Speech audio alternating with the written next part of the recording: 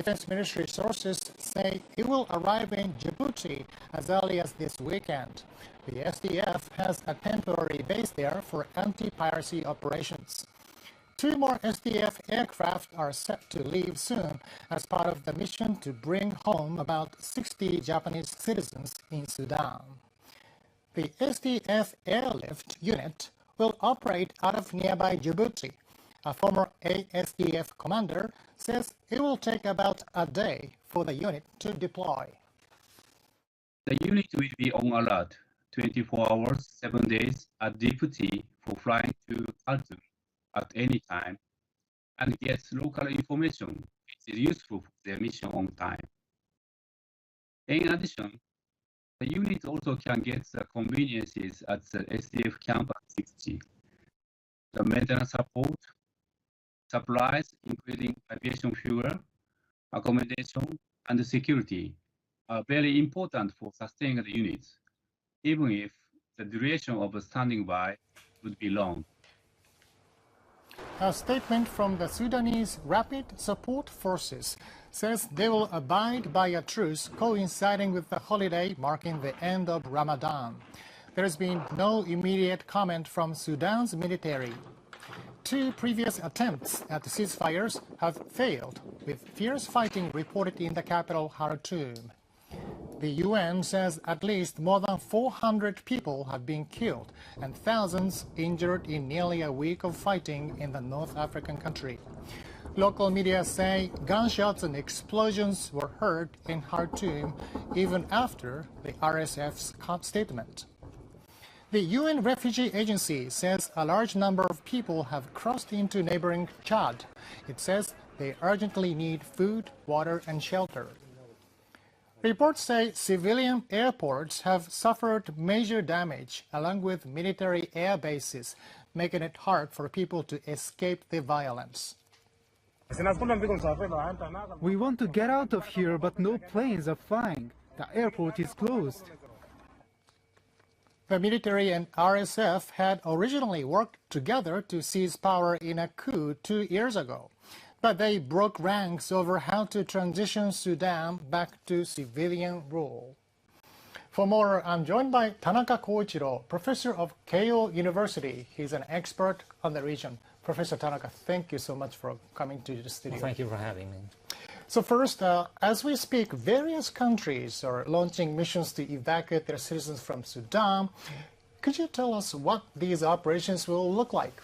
Well, for us, I think it's going to be an unusual case because so far all the countries have been talking about an airlift, which happens to be quite impossible given the conditions of the airport.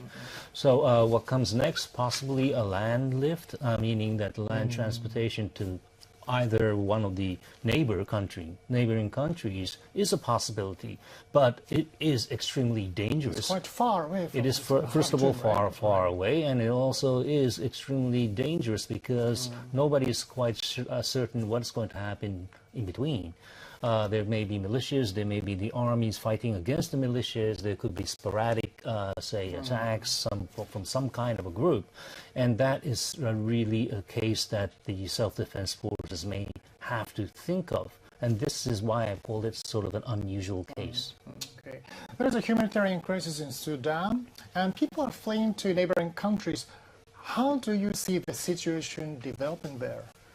Well, first of all, the refugees is not in good condition, as you can imagine, in any case.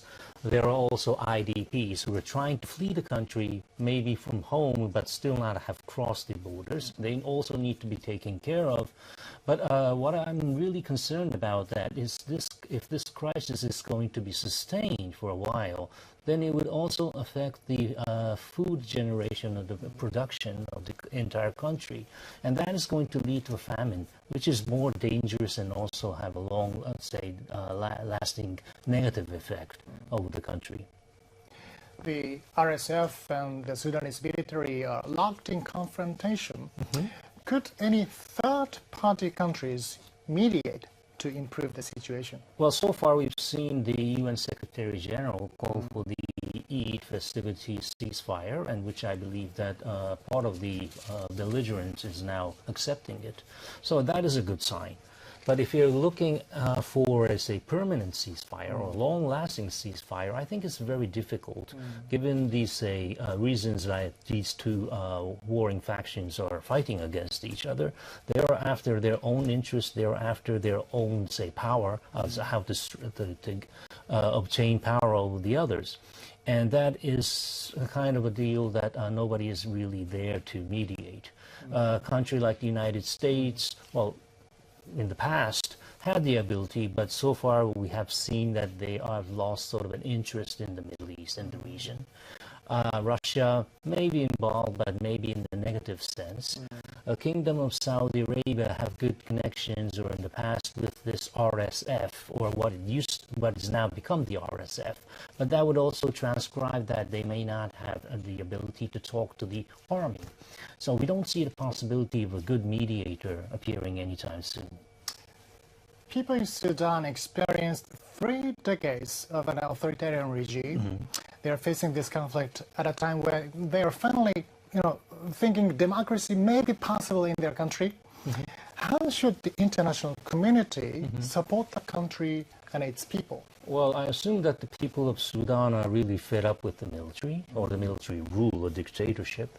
So what we need to do as a part of the international community is to support any kind of a democratic movement and also a democratic process that the parties and also the people could agree upon. And that's the first thing. And also there needs to be some sort of a consideration for the immediate humanitarian assistance if the conditions of the people are to deteriorate further. Professor Tanaka Koichiro, thank you so much for your insight.